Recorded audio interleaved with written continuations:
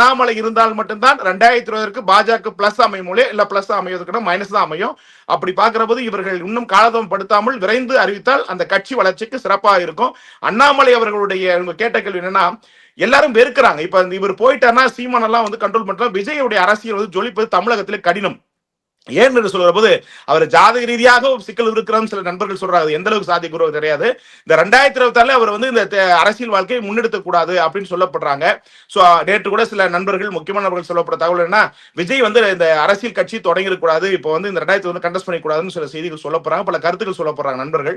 அப்படி இருக்கிற போது இந்த இடத்துல வந்து பாத்தீங்கன்னா மற்ற தாவேக இது டிவிகே நாம் தமிழர் வந்து தமிழ் தேசியத்துக்கான வாக்குகள் அப்படி இருக்க திராவிட இயக்கங்களுடைய கை மீண்டும் ஓங்கிவிடும்.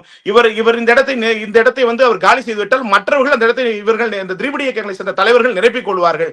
அதனால் தான் இவர்கள் வந்து எப்படியாவது அண்ணாமலை சென்று விட்டால் நம்ம வந்து ஊடக வாயிலாகவும் ஊடக வாயிலாகவும்